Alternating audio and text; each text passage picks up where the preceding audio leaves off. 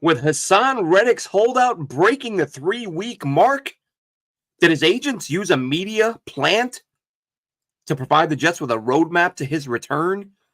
That and more on this episode of JetNation Radio. I'm Glenn Naughton with Dylan Terman. Be sure to log in to JetNation.com where you can register and become a part of what is the most active Jets message board on the web. There's somebody missing tonight, Dylan. What's going on? Yeah, Chris, 2 weeks in a row, per the JetNation CBA, and we'll get into the CBA specifics with a specific media tweet later, but per the JetNation CBA, we're going to have to start finding Christopher Schubert for his unexcused absence. Was not excused. Last week, we were kind enough to let it slide. This week, not so much. He is traveling for work, I believe, so safe travels to him. But he's not going to Egypt, right? As far as I know. Not seeing the pyramids or the Sphinx or anything like that. Nothing fun. Probably just no pyramids. He's not at Machu Picchu. He's not cruising the Nile. Nope. We'll have to get the full explanation from him next week, but it's just you and I. We have a lot of Haason news to break down. This is the first time you and I have been able to chop it up in front of the viewers, and we also have a 53-man roster prediction, which we've waited until we saw actual football played, which I think is the smart idea. Yeah. I think, and I've done it in years past where I do the projection before the first game, but it always feels kind of silly. It's like, no matter how you look at it, we're guessing because we're not in the building. We don't know who's going to make it, but you're really guessing when you're like, you know what? I'm just going to read all the tweets I've seen about players and decide who I think is going to make it. So I wanted to see one game to see, get a look at some guys. John O'Sullivan, go Jets indeed. So real quick, yesterday, and I saw this tweet, and the first reply was exactly what I thought. The first response basically said, this sounds like something that was given to you by the agents. The tweet was from Josina Anderson, NFL Insider. And Josina is one of those people who listen, nobody churns out news like Rap Sheet and Shefty do. Like, they're the top guys. But Josina Anderson, at least as best I can recall, from the stuff she does put out, she's usually in the ballpark. Like, she doesn't get a ton of scoops, but the one she gets, she's usually right. But what also happens sometimes, and this isn't just Joe, this is everybody in the media, every insider, sometimes they do favors for agents, for players, where they'll call and say, hey, look, we have this thing going on. It would be beneficial to our player if this was the messaging that went out. If you do that, then, the next time we do an exclusive interview, you're the first person. That type of stuff. And I'm not saying I know that's what happened here. I read Josina Anderson's tweet, and I thought, man, this really sounds like it's straight from an agent. Especially because it was so beneficial to Haason Reddick. So what was the tweet? The tweet was basically saying the Jets and Haason Reddick have planted their flags. They're both dug in. Here's a way they can resolve the situation. And again, I don't pretend to know this came from an agent, but that's the vibe I get. So let's go ahead and read through this. It is 4 points that she makes. Like I said, both teams have planted their flag on opposite ends of an island. Neither side wants to bend the knee. Here's one route to a potential solution. 1, Haason Reddick could end his holdout or change it to a hold-in, which, of course, would mean he shows up and does some stuff but doesn't practice. For in-person FaceTime and discussions. This would generate some goodwill that team sources have consistently said would help the situation while still defending his principle. So Haason Reddick comes into the building, does not practice, but he's there to say, look, I'm willing to come in. Jets don't get much out of that. Owner Woody Johnson, this is number 2. Owner Woody Johnson should permit GM Joe Douglas to make an additional contractual concession as an acknowledgement of the above step from the player, starting with Reddick not making anything lower than Bryce Huff's average per year. So give Reddick a pay raise, and decreasing the discretionary portion of Reddick's accumulating fines under CBA A4-S9. Now, I'm not going to pretend I know if that's doable. All I know is every single word I've read about this holdout is that these fines are mandatory and cannot be forgiven by the team. Josina Anderson, or whoever gave this to her, is suggesting there is a portion of the fines that can be reduced. So, step 1 is Josina is suggesting get him in the building but not practicing. And step 2, give him a pay raise and reduce his fines. So we've got multiple ways to get him more money, and he's still not practicing. So that's why this has a very agenty feel to it. It seems like the Jets just want him in the building at the end of the day. Like, that's what the first point got to me is like, they want him in the building. They just want him to be in the meetings, maybe like on the sidelines at practice, absorbing whatever it is that they need him to absorb. But like, it just looks like they just want him there at all. Well, like, he doesn't have to be that's playing. the thing. The Jet, other than saying kind of, publicly, we're not going to, we're going to worry about the guys who are here. We'll be excited when he gets here. We've not heard, and I almost touched on that as I read it, because I'm going to read the exact line, what jumped out at me. This would generate some goodwill that teams, so sources, so I guess she's claiming this is what she's been told. She's claiming that team sources are saying this would help the situation. I mean, it certainly wouldn't hurt, but it also doesn't give the Jets a player getting ready to play football, and we're 23 days into this thing. Right. Number 3. Have an understanding in advance for Reddick to assimilate into remaining practices and the regular season on a slower pace. Now, I wrote an article about this when the day the Jets went into pads, and I said, you've now entered a point where you have to worry about an injury if Reddick tries to ramp it up too quickly because he's falling so far behind. And that was a couple of weeks ago. So now you really are at that point. So that brings two points. Well, one point that sort of has a knock-on effect. The first point is he going to get here soon enough to be ready for week 1? If they're acknowledging we got to ramp him up slowly so he doesn't get hurt, okay, does that mean he misses week 1? Maybe week 2? Possibly, but that's also not the worst thing in the world, because the escalator or the trigger for the Eagles getting a second rounder is playing time. So if he misses a couple games, once he is ready, maybe you can use him a little, or not maybe, you can use him a little more than you would have otherwise once he is active and playing. So again, this is a point from Anderson. So here's the rest of that point. As I said, get him ready for the regular season at a slower pace, include a more conservative pitch count and or delayed debut. Their delayed debut. So she touches on that. I'd forgotten that. To protect his health upon return. That could be beneficial to the Jets. That wouldn't be the worst thing in the world. 4, Reddick agrees to all of teams. I think she means to all of the teams' criteria that the Jets define as participation for team activities and meetings moving forward to maintain the max value of the restructured deal. I mean, if you're going to come back, that should be the expectation anyway. It's like, okay, I'll come back, and if I do, I'll do the work. I'll do the work. Yeah, you can't come back and do half of it. Yeah, we're expecting that. Yeah, that's the plan, is to get you in here doing the work. So again, not pretending I have inside knowledge that I know where that came from. To me, it reads like something an agent said. Josina, do us a solid, put this out. It's there for the Jets, for the public, for everyone to see. This is what it would take to get Haason back in the building. 1, pay raise. 2, reduce the fines. So more money again for Haason, and he'll come in, but he's not going to practice. So that's going to be. He might do all the activities. Yeah, he might do all the stretches. And listen, we talked about this pre-show, Dylan. I spoke to some people. I went back and forth with some folks on Twitter on this. I'm not killing Joe Douglas for this. And I know, like, people who I like a lot and respect a lot are like, Douglas is an idiot. Egg on his face. He's a moron. I can't believe he did this. So here's my view, and I touched on this the other day. And actually, I want to look at the opposite side of this, or say kind of where I think we would be. Let me start with that. Imagine this, Dylan. Imagine it's week 5 or 6. The Jets are, a game or 2 over 500. They're playing fine, but they could be better. You wish you had a little more juice on the pass rush. And then a story breaks that, somebody leaks the fact that the New York Jets this past offseason had an opportunity to acquire Haason Reddick in exchange for a 3rd-round pick. Reddick, of course, has 1 year left on his deal, but Reddick and his camp told the Jets they would be willing to play while they figure out a new deal. But the Jets refused to pull the trigger. Joe Douglas would be getting eviscerated. Oh, my God. Another Jets GM with due diligence who didn't have the guts to pull the trigger on a deal to acquire an elite player, blah, blah, blah, blah, blah.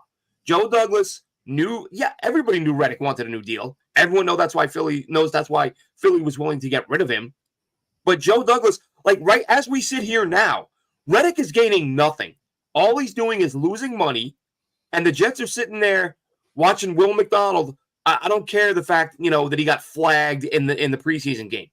That spin move was fantastic. You and I talked about how the joint practice before the game, he was lighting it up. I think that, I saw multiple tweets saying Will McDonald, would be sacked, like multiple sacks.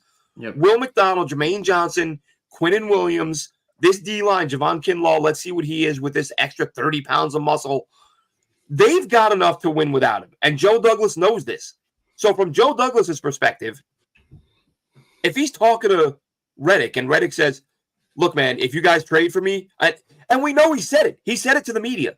Yes, Connor Hughes reported it. Yes, Connor Hughes now reporting that multiple Jets coaches said that when Reddick was in the building for his physical, he told everyone he would be there. And it's not just that he said he would be there. It's the only thing that made sense because he has no leverage to hold out. All he can do is lose money. So if Haason Reddick says to Joe Douglas, Joe, I'll be here for this, this, and this, Joe Douglas is probably thinking to himself, yeah, you will. He's going to be here for this, What else are you going to do, dude? You're going to get fined out through the nose, and we're good enough without you. We want you. We can be better. We like the idea of being better. But if you don't show up, we still think we can get to the quarterback. So we have nothing to lose. You can only lose. So I appreciate you telling me you're going to be here, but I would expect nothing else. And universally, except, listen, some people don't like Joe Douglas, and they'll find a way to criticize him for whatever.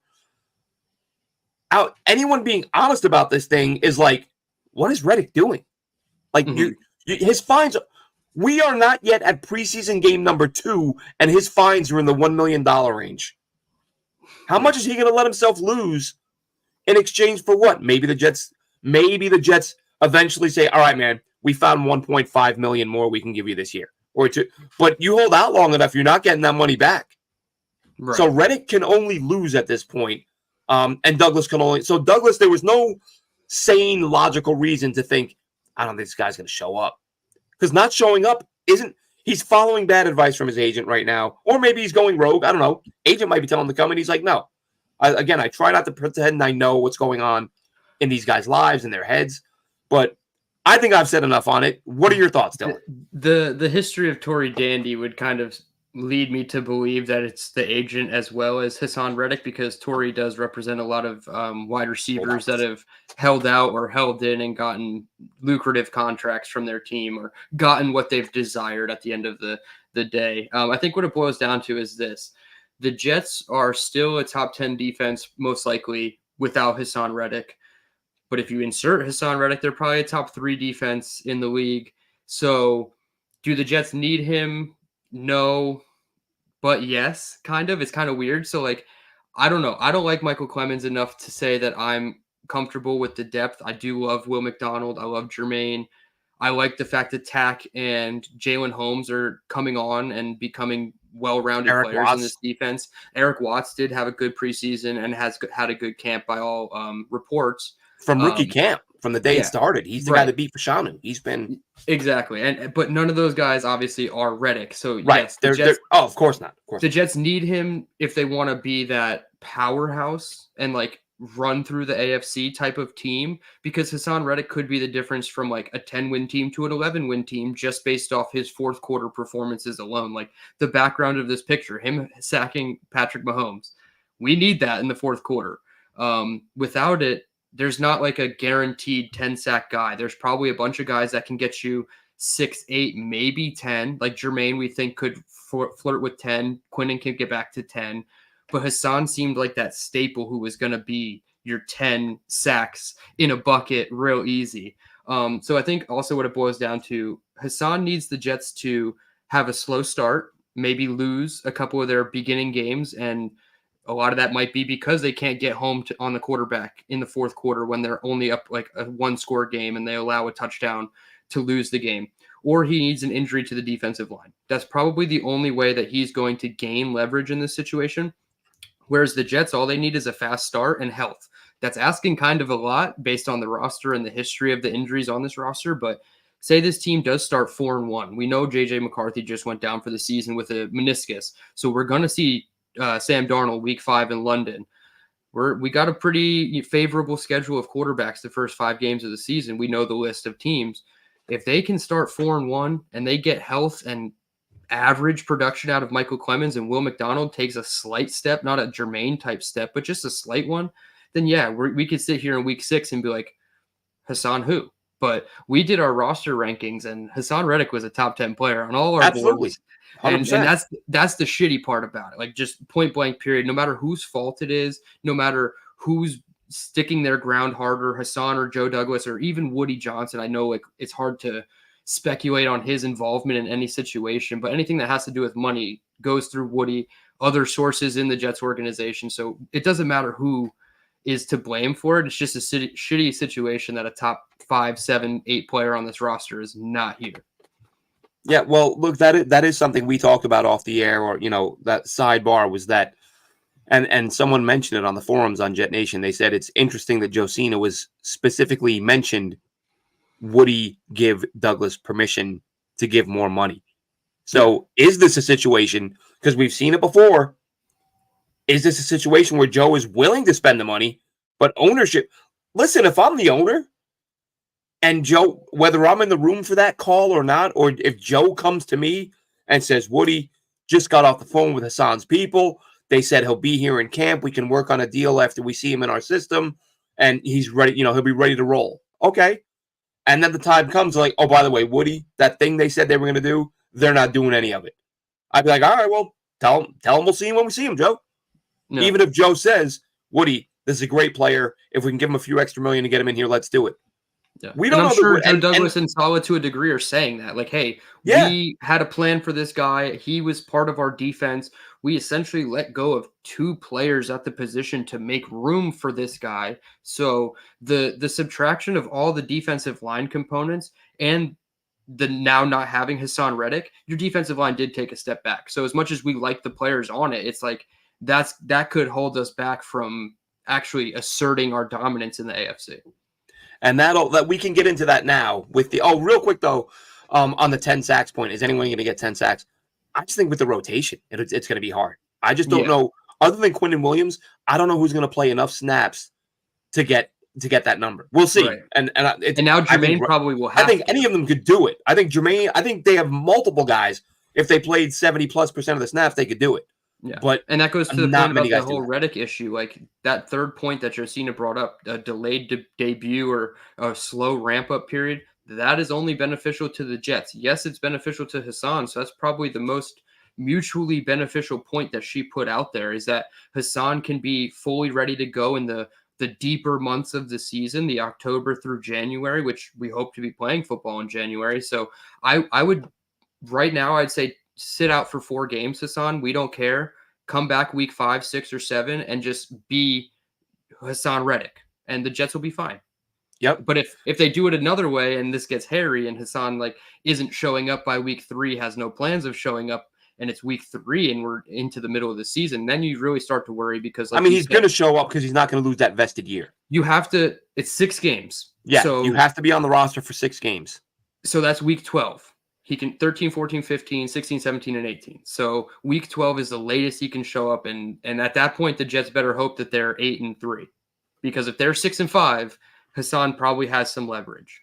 And that's, that's the thing where it could be beneficial. Like, it's painful getting there, but if you're 8-3 and you're getting a fresh Haason Reddick for the stretch run. Oh, absolutely. Like, hey, then it's almost like, all right, that could work out. But either way, I don't think it's going to get to that point.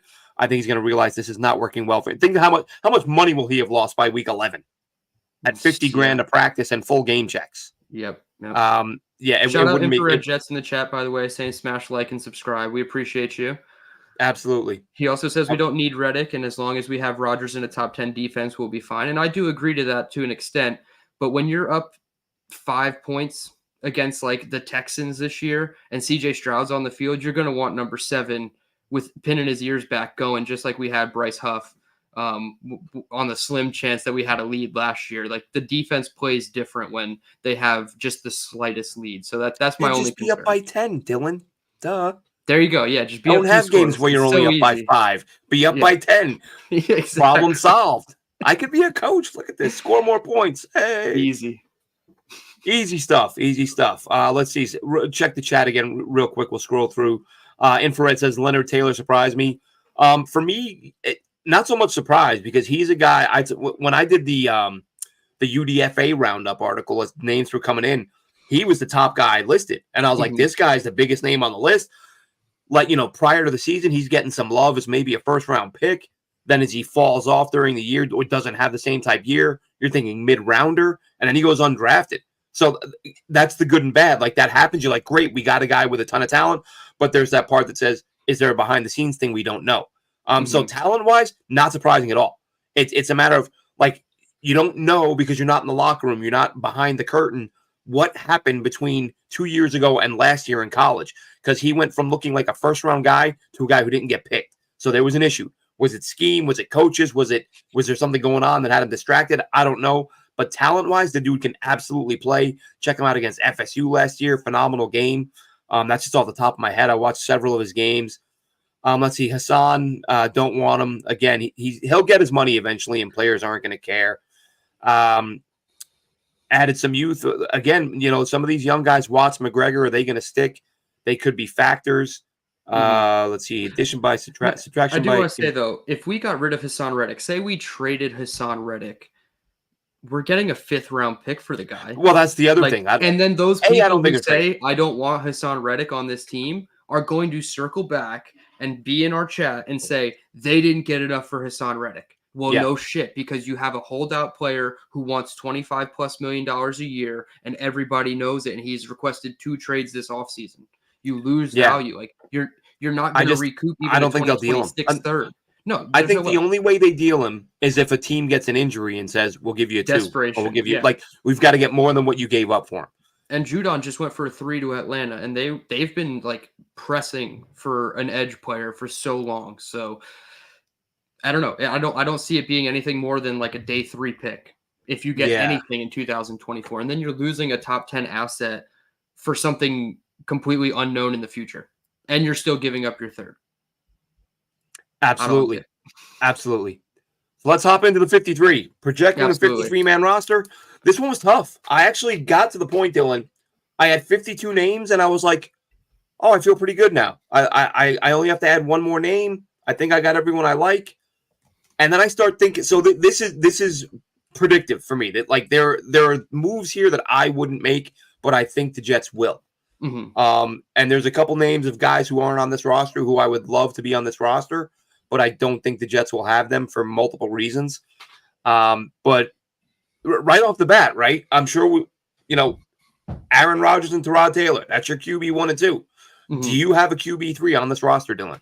No, I absolutely do not. Although you have to be creative with Jordan Travis. You're going to have to put him on IR. He's going to have to sit the whole year. I have him IR'd, yeah. Yeah, so I have him on IR, and then I have one practice squad quarterback, and we don't have to get into the full practice squad. But I just threw a couple names for practice squad. Notable names, exactly, yeah. And if you had to choose just one, they could carry both on the practice squad. I don't think they will. But if you had to choose just one quarterback to put on your practice squad, who would you pick between Peasley and Martinez?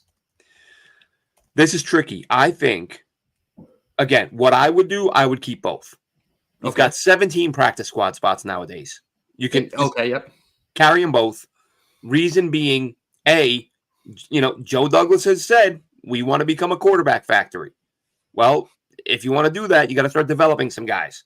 Even if it's mental reps and film and meetings and not getting any reps on the field, it's better than nothing. If I had to keep one, this is a really tough one for me because I like Peasley. I like his guts. I like the arm strength. Martinez in college, I love the running ability. Everybody loved that. I hated the number of turnovers we saw. But it did look, his final year in college, 6 touchdowns, 1 pick. Then his year in the UFL, I think 15-3, 15-2, something in that ballpark, in that range. So it's like, has he cleaned it up? If they believe he's cleaned up the turnovers, then I go with Martinez. Because granted, he's not been in the NFL, but he did play in a pro league. So he's sort of one step above college, one step below the NFL, and he had a lot of success. So he's a little bit more battle-tested, a little bit older, runs well.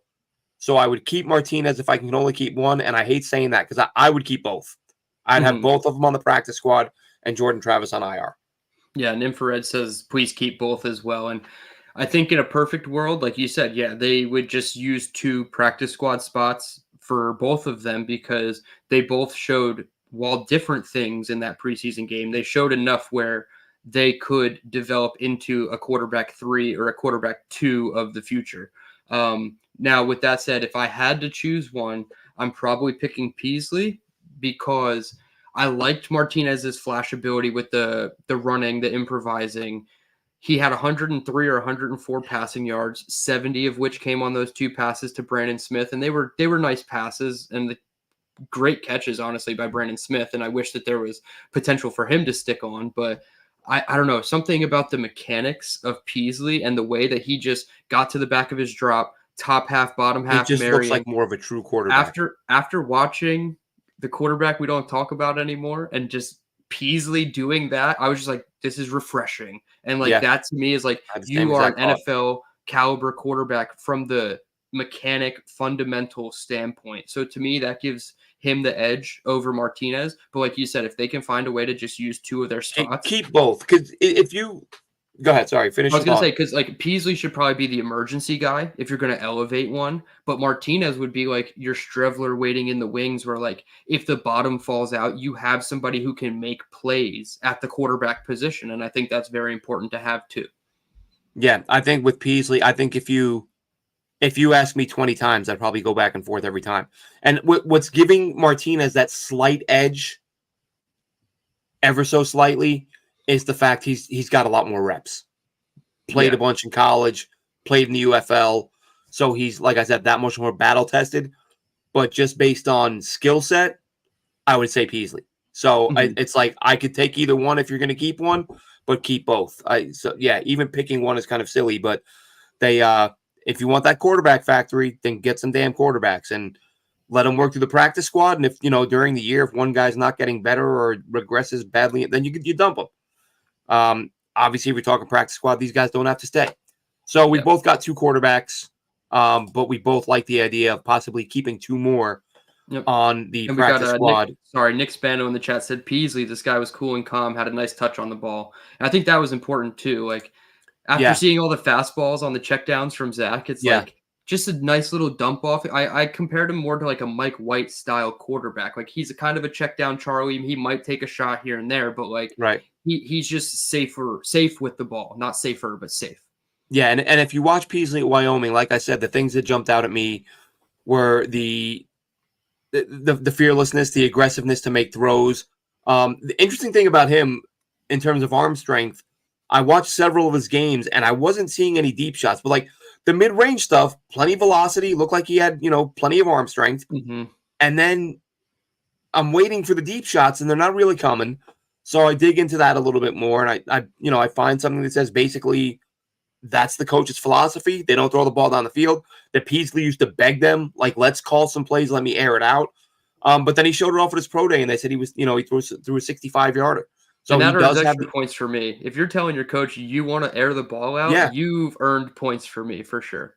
Yeah, but so that Peasley, fade to Brownlee was so nice. Yeah, and he can't run like Martinez can, but he can run. No. We didn't see it. Watch him at Wyoming. He will get chunk plays on the ground, so he's got that in his arsenal too. He is definitely find someone, he wants to throw first and he'll run when he has to. Right. But he can do it. So, like I said, plenty to like about Peasley as far as workable traits. Nicholas Spano says the throw to Brownlee. It was phenomenal. Great touch. And I said after that game, I said I tweeted out both those quarterbacks looked better than most of what we've seen from the Jets at quarterback over the past 15 years. Absolutely. Like it's been so bad so often that it was nice to see those guys play well. Right. Running backs. Yep, running backs now. How many did you keep? 3. Only 3? Okay. I kept 4.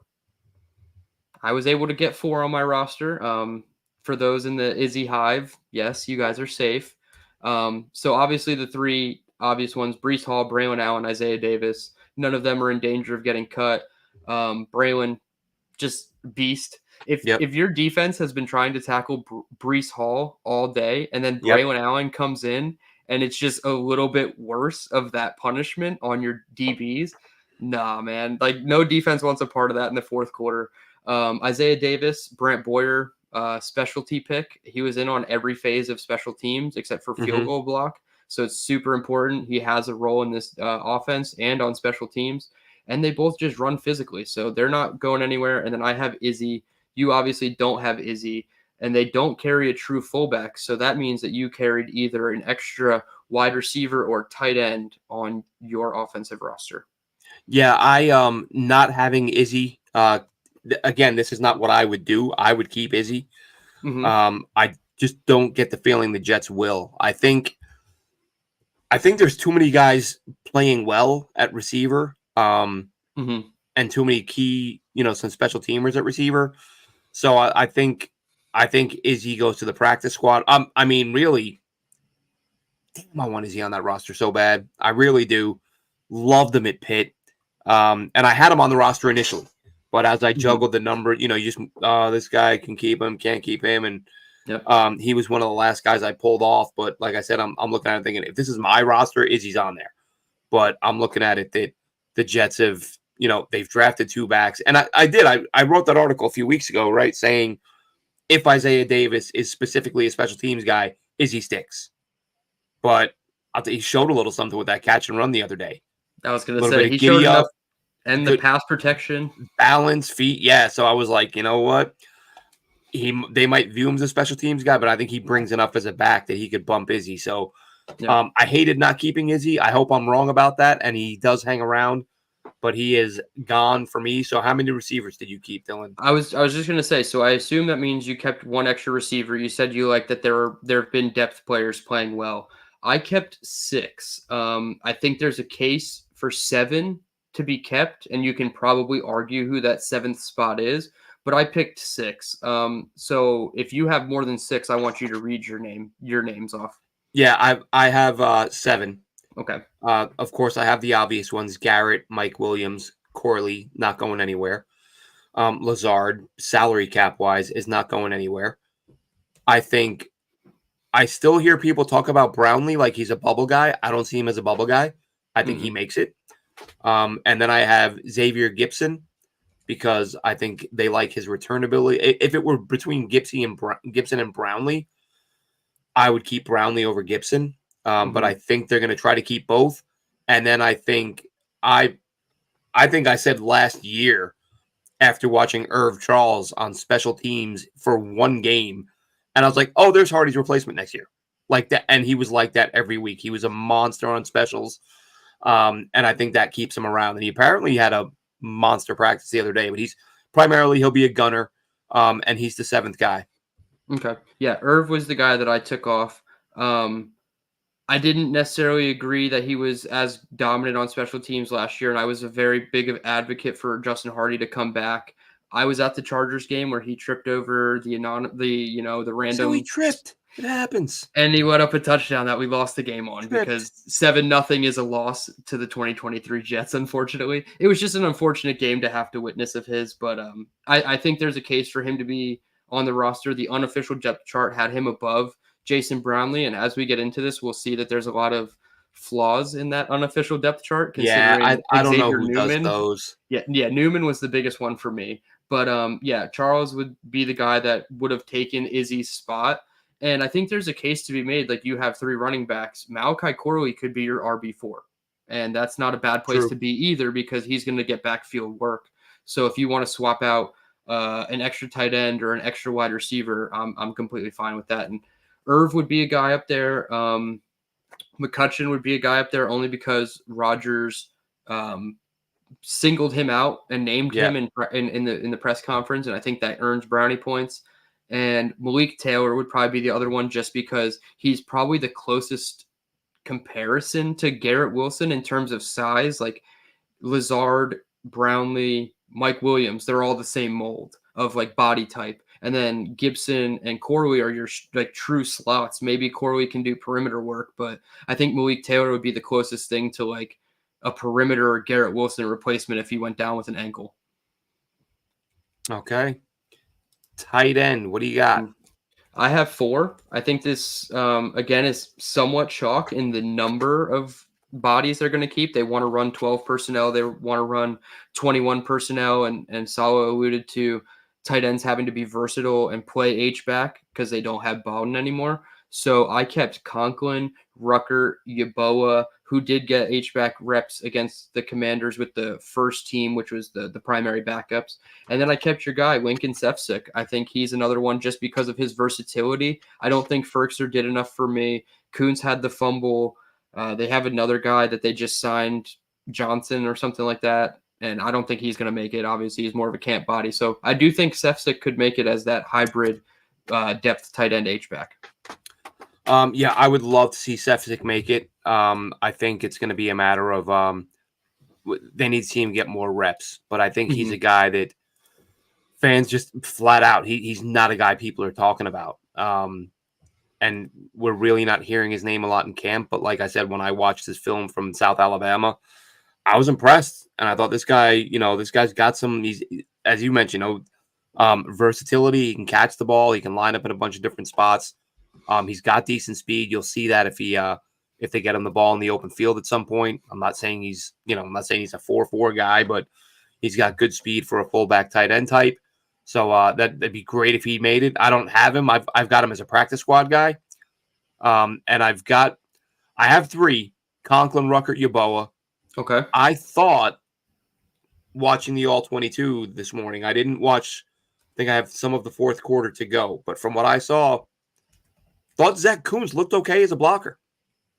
I mean, he's far from perfect, but he's. I feel like he gets even last. I didn't knock him.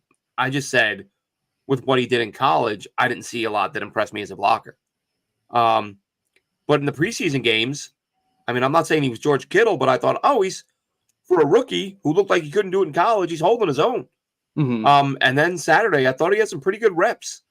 Again, not perfect, but he's clearly working and improving, getting better. So GMs love keeping their picks. I think he's got a shot to stick. I don't have him on there, but there are 4 or 5 guys where I'm sort of on the bubble with whether or not they stay. He's one of them. So I went Conklin, Rucker, Yeboah, but I wouldn't be surprised if they decide to keep Kuntz. Remember, speaking of guys Aaron Rodgers shouted out, he mentioned Kuntz in the offseason when he was on McAfee. Said, look, here's a guy that I was developing some chemistry with when I was running scout. So there is that party that's like, I feel like anyone Aaron Rodgers likes, they're making it. Yep. And I have him as a priority practice squad guy if he doesn't make the team. Oh, sure. Absolutely. Absolutely. Yeah. And he might make it over Sefcik.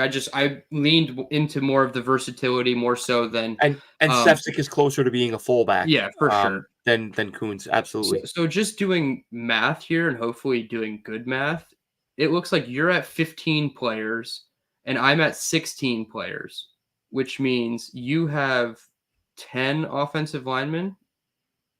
Or am I doing bad math? No, yeah, I have 10 O linemen because I'll explain why, but no, we both have 10 O linemen. I have 26 offense. You have 25. Oh, that's right. Offense. That's right. That's why I'm getting thrown off. So we have 10 offensive linemen together. That's actually good because I think they're probably all the same 10 names. But do you think there is a case for them to carry 9, or after last year we have too much PTSD and 10 is the number? Yeah, I'd be surprised if they did that. I think if you have some battle tested guys who can provide you with some depth, I say carry 10 and shave a body somewhere else. But I'll be interested to see if we have the same names. I'll go ahead and I'll run through your 10 and then I'll run through mine. Okay, that makes me think you have a bit of a surprise. So I don't know if surprise, minor surprise maybe, but go ahead. Okay, I split it up offensive tackle and interior offensive line. So the tackles will be listed first. It's a 5-5 split. The tackles are pretty chalk. Tyron Smith, Morgan Moses, Olu Fashanu, Carter Warren, and Max Mitchell. And then your interior is your 3 starters, John Simpson, Joe Tippmann, Elijah Vera Tucker, Wes Schweitzer, and then Xavier Newman, because despite being listed as the 3rd guard, he was the first one in as left guard with the backups and Tyrod Taylor. So that and the fact that you had non-Jets Twitter accounts clipping Xavier Newman and some of his downfield blocks, I think that makes a case for him to stick around. And he has, like you said, battle-tested experience. I don't love him as the center option, but he could be your emergency center option if all else fails. So I have those as my 10. All right, so I've got most of the same, of course. I've got Smith, Morgan Moses, Fashanu, Carter. Then in the middle, Simpson, Tippmann, Vera Tucker. Then in the middle, I've got Newman as a guy who can play guard, and you mentioned center, of course. And I've got Schweitzer, but again, it's only one game, but I thought he was had one of the rougher performances the other day. And speaking of guys, well, two factors here. A, we mentioned guys who Aaron Rodgers shouted out, and I think the first name he mentioned was Chris Glazer when he was asked about guys who are having good camps. He's primarily played guard as a Jet, but he's been working at center now. I thought he had some good reps against Washington at center. Again, all 22. I don't know when it went up. I looked 2 days ago. It wasn't there yet. When I looked today, it was up. So I watched most of the game, and I came away thinking Glazer looks pretty good. Newman looked really good. And so the bubble where we haven't seen him work inside yet, but we've heard people say he could work inside. I'm looking at Schweitzer and I'm looking at Max Mitchell. I'm like, I think they would love to keep Max Mitchell. And I believe Emery Hunt was the first person to mention it, that he probably could play inside at guard. If they start working him at another spot, I think Mitchell has a spot to stick over a shot to stick. But as of right now, I'm keeping Schweitzer and I'm bumping Mitchell. But I think the Jets are going to give Mitchell every chance. And listen, as Aaron Rodgers said, it's not real football, right? But preseason, it's also not nothing. Like I wouldn't throw it away, but it's not the be all end all. But that being said, in fairness to Max Mitchell, I think he looked better this weekend than he looked at any point last year. Right. So you have 4 offensive tackles and 6 interior offensive linemen because you kept Schweitzer, Newman, Glazer as the backups. Okay. Right. Yeah. And I think that's fair because Glazer is your closest thing to a true center backup. So I had him and Cole Laveau as the primary practice squad players. He looked really good. Because he looked really good at left guard next to Olu Fashanu in like the late second quarter, springing some runs from Braylon Allen. So there's a lot of different combinations. I'm glad that you included Glazer because he and Laveau were the first ones off, but Glazer got the bump over Laveau because of the center experience. And I think there isn't somebody who I feel confident in. So if Rodgers is saying that he's doing well and could potentially be an option, then I'm all for it.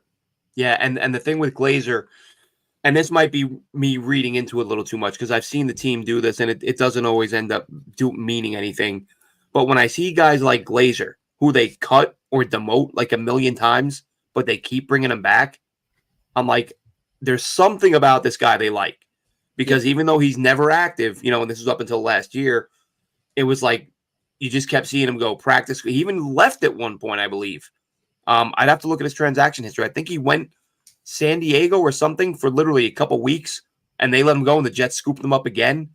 So he's a guy the Jets clearly are intrigued by, and now you have them working him at more spots to give him a better chance to make the roster, and Aaron Rodgers shouting him. All that put together, I'm like, that's too many things to be like, yeah, I think they're going to let him go. And they might. I'm not saying he's a superstar, but I think the fact Rodgers liked him, the fact that the Jets have brought him back a million times, the fact he's now got some positional versatility, I think they're trying to do everything they can to get him to stick. So I think he sticks.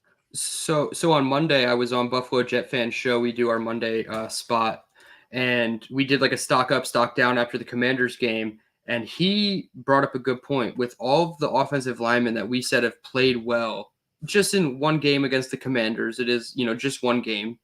Does Keith Carter get any love from you for, Glazer, Newman, Laveau, all these guys actually stepping up? Like, is there a new and improved Keith Carter that with this new approach he's taking, less yelling potentially, is paying off early? Well, that was the thing. I had the exact thought today because I'm the first one to give credit where it's due. But I said to myself, I'm like, it's preseason game 1. It was one of the most encouraging things, and I was going to mention that tonight. One of the most encouraging things was in years past. Now it didn't matter because all the quarterbacks have ended up sucking anyway. But in years past, in the preseason, the number of times we want to get a look at a young quarterback, and I mean, forget the starters can't block. In previous years, when you get to that second unit, jailbreak, and it's just chaos. But I'm watching these 2 young quarterbacks the other night, and they're sitting back. They're scanning the field, and I'm like, yes, getting to their third read in a progression because they have the time. preseason game number 1. I'm not going crazy, but it was refreshing. And I had that thought today. I'm like, all right, I'm not going to go write an article and say Keith Carter is a new man, but his unit certainly, and I actually looked up the numbers. Of course, I forget them. I think they had 8 different linemen grade out 70 or higher on PFF, right, which is phenomenal. But it's preseason game 1. And listen, this is important, Dylan. They have some guys like Obena Eze. Of course, we know about Carter Warren, who, listen, I complained last year. I never saw fans give up on a player quicker than Carter Warren. Sure. Like, they weren't done reading that dude's name off the draft card, and people were done with him. I was like, I don't know what this guy did to anybody, but people are not fans. But he's a guy, like I said, he was forgotten the day he was drafted. Now that Olu's here, no one talks about him. I thought he had the best block of the game the other day. He pancaked somebody, hit the dude so hard it knocked the Jets player down that was standing behind him. It was a phenomenal block. Check it out. I tweeted it out. It was a hell of a block on a outside toss to the right, and Warren pulled outside and just blew the dude up. But they have some, of course, you've got Moses and Smith, these older guys who are very long in the tooth and don't have much time left. But we have some guys behind them who have a chance to be the tackles of the future. It was very encouraging, but I'm 1,000,000% acknowledging that. But I'm not going to go off a preseason game and say, all right, we need to reevaluate Keith Carter. And listen, maybe Saleh was right. Up a little bit, right? Like maybe Saleh was right. Maybe Keith Carter. And again, we talked about it. That to me was the most damning thing about Keith Carter. This is 2024. Like, how often do you see active players going on social media to criticize a dude that they are still playing for? Like, that doesn't happen. The fact it did to me was a huge red flag. Yeah. And Saleh, obviously, I don't know if it was during exit interviews or if they just went based on those tweets, but they figured out the players don't like this guy. And whether it was through talking to the players or through their own observations, maybe they said, you know what? Probably because this guy doesn't know how to speak to other humans. Let's send him to some classes about how to talk to other people at work. And maybe that's improved and maybe the morale is higher, but it's one game. Sure. Yeah. And we just hope that it continues against Carolina. Absolutely. And there's a chance that it will, because their defensive line is not all world or anything like that. And I think we could dominate in the trenches. Flipping over to the other side of the trenches, which again, I think they should dominate against Carolina all week and on the weekend. Defensive line. This was always a tricky one. For this experiment, I wanted to try to see if I could get 10 offensive linemen as well as 10 defensive linemen and make the roster work, because I feel like Joe Douglas wants 10 O linemen. Saleh probably wants 10 defensive linemen.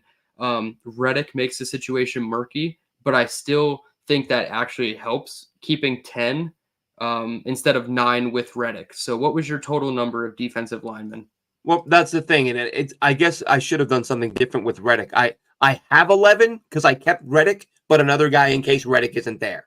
Okay. So I should have put him like off to the side, and that would have given me another spot, and I could have kept Izzy. But I'll give you the names of the linemen that I think they would like to keep. Again, if and when Reddick shows up, that could bump somebody. I'll go with ends first and then tackles after that. Jermaine Johnson, Haason Reddick, Will McDonald, Michael Clemens. I think Tack McKinley's got a shot. I think we need to see him more with the ones. I think he had some reps the other day where his get off was very impressive. Yes. He's a guy, listen, productive, former first round pick, productive his first couple seasons, looked like he was going to be an up and coming pass rusher, and then nothing. And it was like, was it work ethic? Was it scheme? Was it coaches? Was it health? What was the reason that he went from, 7 sacks, I think, as a rookie or year 2? I think he had like 7 in year 1, then 5 in year 2, something like that. And then I don't think he's had more than 2.5 since then, or 3. So something clearly happened, but I thought the other day is, again, very impressive get off. We saw some speed to power. So he did some good things. Eric Watts, I thought, looked really good. I think he will have a shot. I think his size, he might have a little more versatility. He's a guy that could probably move down inside a little bit if they want to do that. So it gives them that sort of JFM replacement, if you will. And then for the tackles, Quinton Williams, Javon Kinlaw, Lucky Fotu, Solomon Thomas, just because Robert Saleh absolutely loves that guy. And then I got Leonard Taylor, who we discussed earlier. I think that guy, the moment they signed him, I think a lot of us said this is a guy that could stick. This is a guy who has enough talent, especially you don't have a ton of depth on that D line. Here's a guy who could stick. So, sorry, that interior D line, I should say. Yeah. So, looking at your numbers, you have 6 edge, including Haason Reddick, and then you have 5 interior defensive linemen. Yeah, I should have put Reddick on the not showing up to work yet list. Right, but that's fine because I have basically we have 90% the same. So I left Haason off, which is probably why I still have Izzy on mine. But I have Jermaine, Will, Michael Clemens, Tack McKinley, and instead of Eric Watts, I put Jalen Holmes. I think they're just going to go with the veteran who's done it, who's more battle tested, like we've kind of harped on throughout this entire predictive series.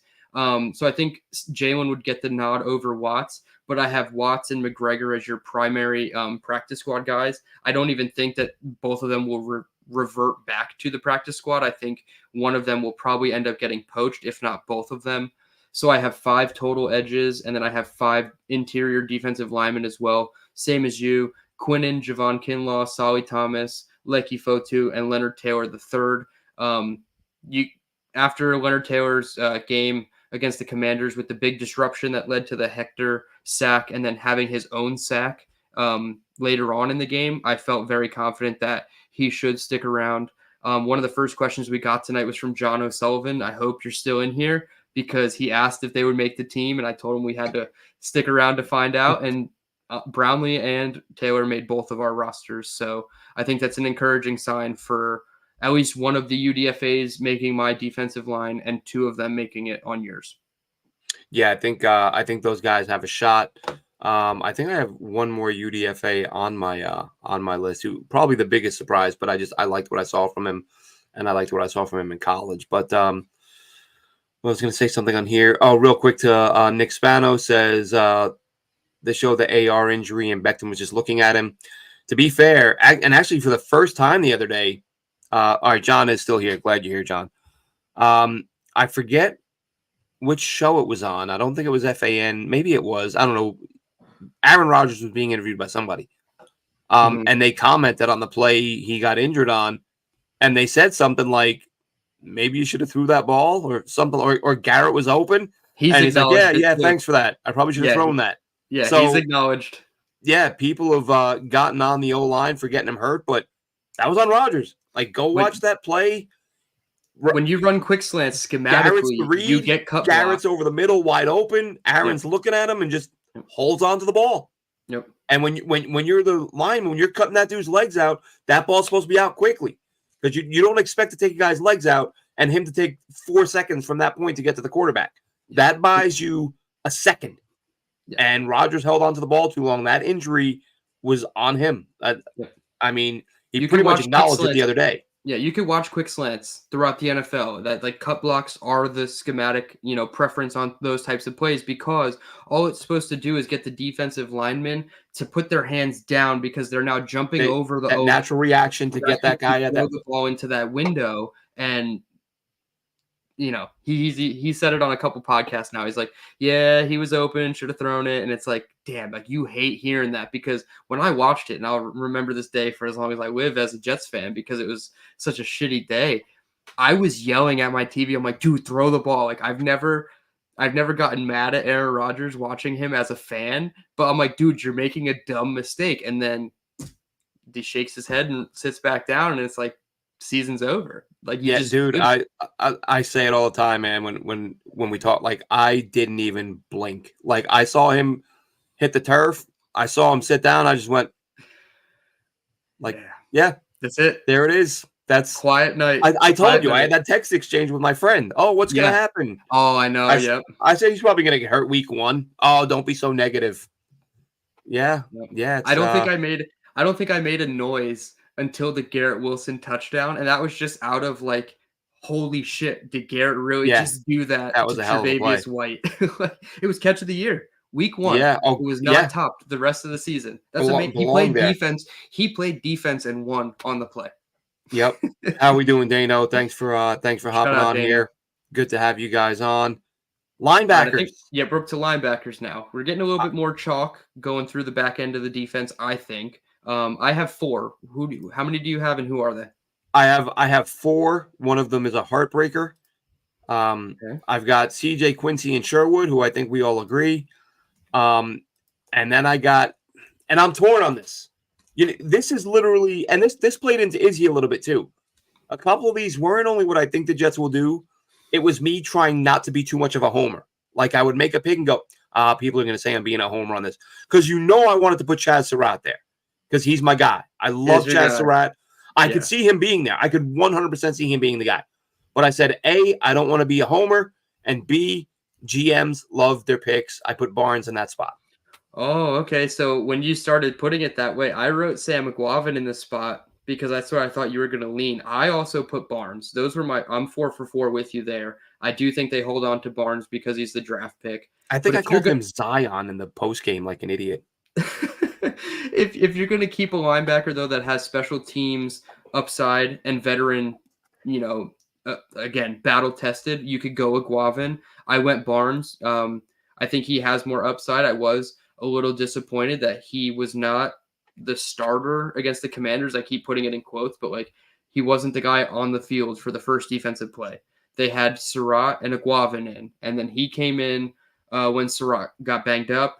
And then he played more with Jackson Sermon. So is Zaire Barnes down with the 3 still? It's hard to tell. So I think between Barnes or Aguavin, you're probably going to make the roster one of those guys. Yeah, I agree. And Aguavin, special teams monster. So, Yes. and a more experienced guy, so he could make it. But like I said, I love Surratt, but I'm trying not to be too much of a homer here. So if he does make it, I will be very happy. Next up, we got corner, where I may have kept one more this year than I did last year. You kept 7? Hang on. My screen went blank for a second. We might be pretty I've got throughout. 6, but I think I had 5 last year. I could be wrong. I think we both predicted 5 last year, and I also have 6 this year. I guess technically I predicted 6 if you count Hardy, but I consider him as like the special teams guy. You know what I mean? He falls on. It's like having Isaiah Davis. Like he's running back. Yes, but exactly. Yeah. Yeah, Irv Charles. Same. Like I have him as a receiver, but of course he's a specials guy. But yeah, so for the corners, I have Sauce DJ, MC3, and Stiggers. Obviously, is the draft pick who's playing lights out, is going to stick. Jarek Bernard Converse is 100% sticking, not only because of the way he played the other day, but that versatility. The fact he did play safety last year, he did play safety in college, so having that versatility. But I said, and my tweets are out there to back it up, that when he was drafted, I went back and watched, and I was confused, honestly, that there was any consideration at all playing him at safety, because I'm watching him at corner. I'm like, this dude looks like he can be a corner. And everything is like he's listed as a safety. He's working at safety. He only played a few reps last year. They were all at safety. So I get when I did Scott Mason's show and he had Nick Faria on talking about it wasn't even early camp, it may have been mini camp. And that was one of the questions I asked him. I'm like, are they working him at corner? And Nick said, well, he said, I think they're cross training him. I think they're working him a little bit at both. But I thought he was the best player on the field the other day. Oh yeah. And again, he has that versatility. And then I have Eccles, because Eccles, I almost went with Kendall Sheffield because he's the more experienced true nickel. But I think Eccles has that little bit more versatility, younger guy. Again, Joe D draft pick. So I went with Eccles, but I would not be shocked if Kendall Sheffield managed to stick. And I thought Codrington looked okay the other day. Yeah, I thought so too. The depth definitely looked good. I was intrigued by Sheffield because I thought he played well, and then he had the strip in practice that Stiggers brought back for a touchdown. So intriguing signs from Kendall Sheffield for sure, for not being here very long. Obviously the Ulbrich ties from Atlanta. So that would be an interesting one if they wanted to keep somebody who is like more of a slot guy. But if you have a Brandon Eccles who can play all 3 cornerback slots for you, essentially, you might want to just keep him instead. I am going to bust your balls a little bit because you did say MC3. I didn't know we managed to find another Michael Carter. Oh, did I say 3?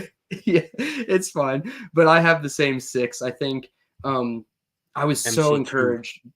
I was so encouraged by the 3 that we saw against the Commanders, Eccles, Bernard Converse, and Stiggers. I thought they were phenomenal at all points. I had the most single individual notes for JBC, and that's a good thing. They weren't Phenomenal. bad notes. The long pass, Even the catch, I can't even perfect. blame the technique, Perfect catch, anything. I balls think in a you said perfect it. spot. Yeah, I think you said it. The only thing he suffered from was not having long enough arms. Yeah, his Like only mistake that's was not having longer arms. That's it. Everything exactly. else was Yeah. perfect. Yeah, Yep. sorry, we couldn't just gain a couple inches, but yeah, everything was perfect, great technique, and I think that showed in the rest of the performance for him is his technique and his fundamentals were so on point that mistake didn't happen again. And it Yep. wasn't even, a mistake. So I was Yeah. really encouraged by JBC. Stiggers, I feel like he's going to be the future, the potential DJ Reed replacement if it's not JBC. So I think one of the questions we had was who's going to replace DJ Reed next year when he inevitably leaves. And now we have Now more. you have a couple answers, I was gonna say we have a couple of answers couple that ease possibilities. us for now. Yeah, exactly. Yep. Mike says in the chat, no one's mentioned about Huff that he thinks he walked because wanting a bigger role. I think we talked about it. I think it's been talked about quite a bit.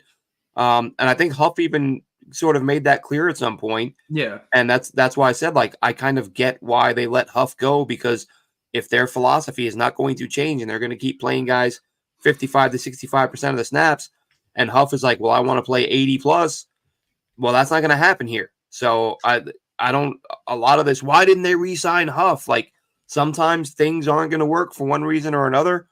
And I think Huff wants to play against the run. I don't think the Jets believe he can do that well enough. I think they feel like he would be a liability in that role, which would, of course, hurt his value. So I get why the Jets did what they did. It was just the one screw up I think the Jets had.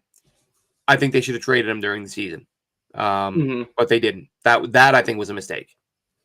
I think it's going to be funny watching Bryce Huff in the Vic Fangio style defense because there's a good chance that he drops out into coverage instead of rushing the passer. Not all the time, but in certain Right. situations. But he is And that was, athletic, so maybe that could be an yeah, and area that where he was thrives. something, and it was something that Haason Reddick, I believe, expressed his displeasure for. He didn't really like doing that. So not necessarily the best scheme change for Bryce Huff, but the playing time obviously is going to help him feel better about earning the money that he's wanting to make. So And yeah, my and info's asking if we think they'll trade Reddick. I don't think no, that's and going to be on those the table. players are not in the realm of possibility. You're not trading Haason Reddick for Devontae Adams without adding a lot more to the plate. And then even more so if I assume that's Justin Jefferson. I just there's no way, even with the quarterback situation that just unfolded in Minnesota, you'd have to give up multiple ones for a Justin Jefferson, even if you gave them Haason Reddick. And they just gave him $1 trillion. Yeah, and I was gonna say I thought he did get paid, so there's no way they're gonna move off the contract 2 days in before the ink dries, essentially. Yeah, that'd be like a $140 million cap hit. Yeah, So we just saw Russell for 84. I don't think anybody wants to duplicate that. yeah. All right, Safety. safety. Go ahead. I was gonna say it's a bit intriguing. The first 3 are chalk. Obviously, Chuck Clark coming back from injury, Tony Adams, the projected starter opposite him, and then Ashton Davis, the versatile special teams / safety / Tua's worst nightmare. And then the 4th spot gets a little. You can kind of pick and choose. I think they're going to go with Isaiah Oliver predictively. Experience for 1, familiarity with Saleh 2, veteran 3. I feel like there's too many things leaning his way. But if I was picking a player that I want on the roster instead, I'm picking Jarius Monroe. He's That's a dog. He's a my dog. 4th guy. I He's think my I wrote 4th in my guy. notes that he gave me Will Parks energy when he came down and crashed into that tackle and then just got up and shouted. Like that to me was like Will Parks. Like, please bring that type of energy back to this defense because Will Parks was probably the best thing like in that sense from like Rontez Miles. Like Rontez Miles was like one of my favorite safeties back in the day. So just kind of fits that mold of a high energy guy. Yeah, when I watched him in college, I thought really long guy, like has the length, the arm length to be disruptive, get to the ball. I believe he had 6 picks in his first couple seasons at Tulane. Went down to the East-West Shrine game and won Defensive Player of the Week. So he's a guy, actually, as I watched him today and went back and looked at some of the clips I pulled on him in Tulane, I thought, this is a guy, other than when we did the show saying the UDFAs, I was like, I don't think we've said his name one time. And that's I feel like we should have. And we saw it this week. And I thought, you know what?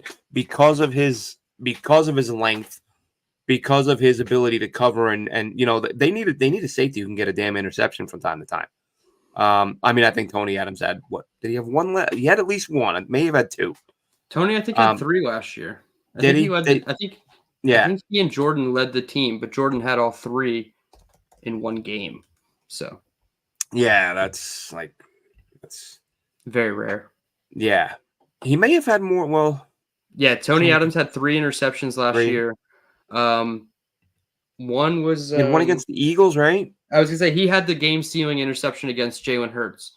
They ran like a little hitch route to Dallas Goedert, and he jumped it. And but I'd still like more. For so many years, their safeties have done nothing in terms of forcing turnovers.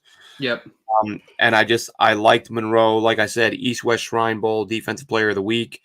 Liked what I saw on film at Tulane, and thought he played well the other day. So he got the nod. Funny that he's quite the long shot, and we both have him. Yeah, I know. And I have Isaiah Oliver. Jarius Monroe. Oh, that's right. You had Monroe, right? If I was not trying. And Oliver was the guy I was thinking maybe because of what you said, experience. Yes. But if I was Joe Douglas and I had to make the decision, I don't care that Isaiah Oliver has the rapport with Saleh. It is a position change back, I guess, for him, but at the same time, I would rather take the younger upside player in Jarius Monroe, especially after we didn't do the whole thing with Trey Dean last year. Like, I was a big proponent of keeping Trey Dean, and they didn't do it, unfortunately. So maybe it's just due to the fact that they like playing their safeties enough where Isaiah Oliver will have a role and they feel more comfortable in that. So if Jarius Monroe doesn't make it to the practice squad, there might be torches and pitchforks from me at One Jets Drive. Yeah, my info asks, why don't they change the field to grass? My understanding that... Sorry. What's that? John Mara, the Giants owner. My understanding and what I've read is that the Jets want to go to grass. But since they own the rights equally with the Giants, both teams have to agree. And the Giants aren't agreeing to it. And that's why the Jets need their own damn stadium so they can have what they want. I don't know if that'll ever happen. That comes out soon, right? I think it's 2025 or 2026. That they have an opt-out soon. Or an opt-out, rather, yes. Yeah. Yeah, so we'll see. I think it'd be great if the Jets opted out and got their own stadium. I don't know that that'll happen.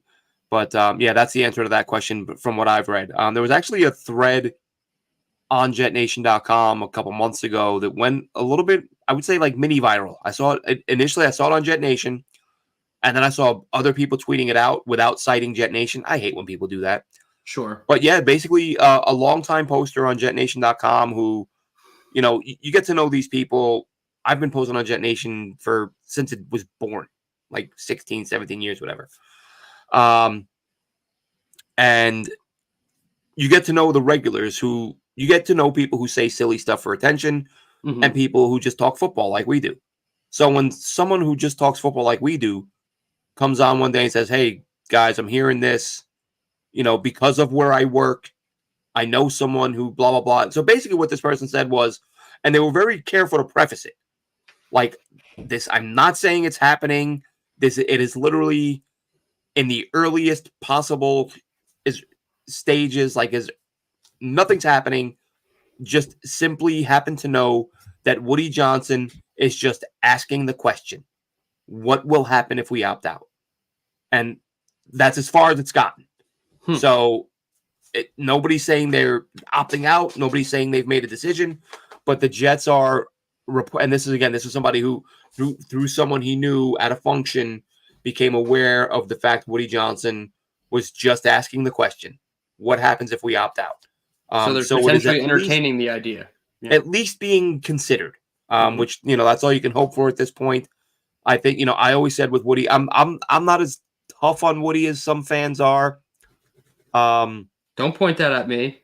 I'm just kidding. I'm But very tough on Woody, and I know it. yeah, no, I'm not. I think sometimes fans expect to. Oh, I will say over the years I'm more open to the like I gave him the benefit of the doubt and was like convinced he didn't really meddle at all, other than the Yeah. Tebow thing. Over the years, I'm like, I think he sticks his nose in a few things, but at the same time, wouldn't you? If you own the Jets, you're just going to sit back and let every Yeah. move go and This not be is my like, whoa, multi-billion whoa, what do you dollar. want to do? Yeah. Yeah. My You're going to speak multi-billion up dollar sometimes. It's your investment. damn team. Yeah. I have a And that's why I four, think five, six, $7 billion asset. I'm going to speak up from time to time. So I'm not even knocking Woody for it. And that's what I think happened with the whole Reddick situation. Like you said, if Woody was in the room when Reddick and all his agents, all his representation sat down with the Jets organization, all of them, Jaime, Joe, Salah, everybody, like, and they agreed to it, and then now you're going to go back on it. Not only is Joe Douglas going to be a little peeved and take it a little personal, but Woody Johnson is going to take that personally. And that's not something that's going to be taken lightly. Like, he's going to just say, all right, screw you then. Hold out. We have your rights for next year. So it always comes into play. And like you said, it's a $5 to $7 billion organization. Like, there's no way he's just going to, yeah, you guys handle it. I'm good. Yep. And real quick, my info asks, do we think it's New York City and Queens? That was what the report said, is that Steve Cohen, I think, is that his name? The Mets owner, Steve Cohen? Yeah. He wants a like super sports complex near Citi Field. And so it would be in that area. Again, if that's were to go the way Cohen wants it. So yeah, we'll see what happens there. All we have left, Dylan, special teams, no surprises, Hennessy, Zerline, Morstead. I'm guessing you've got the same. I kept Austin Seibert over Greg Zerline. Yeah, of course you did. Had to. Didn't he make a field goal? I don't even know if I think he'd made the game winning field goal. He made the game winner, and I brought this up, Dylan. I don't know if you saw it. But that's I was going to segue from special teams into a quick couple second discussion. We talked about, how I've said they should extend Jamie and Sherwood, and you're saying maybe they should trade him. Yeah. To which I say maybe that's not a bad idea, especially if you think a Surratt or a Barnes or whoever can step right in and be the backup. I watched Seibert make that kick, and I think, are the Jets? I mean, you just let him attempt the game winner, right? Yep. Like, are you hoping a team like Washington that doesn't really have a kicker? Are you hoping that maybe someone loses a kicker as the season rolls around and you think, we'll take a 6 for this guy? Yep. Like, could he be trade bait? Izzy Abanikanda, who I mentioned earlier, who I would love to see make the team. I think he's a guy, if he gets enough reps, he could do enough to generate some trade interest if you're not planning on keeping him. Like, this team has enough talent. And we said this in years past, and no, I don't think anything off the top of my head transpired last year. There was talk of maybe trading Cologne right before the deadline to make the cuts, but nothing worked out. They were reportedly talking to some teams about deals. But do you see anyone on this roster other than Sherwood who's a potential trade candidate, right before week 1 hits and maybe add a couple of day 3 picks? Yes, I could see that being the case for a couple people. Would I advocate for that? No, only because I want the assets, the known commodities now, rather than the unknown commodities down the road, especially in the win now window. But I look at guys like Brandon Eccles. He can't start for somebody and get you back like a 4 or a 5. I think he could. Obviously, Sherwood was another one. Because we're talking, I know you're talking about keeping assets, but I mean guys who might get cut otherwise.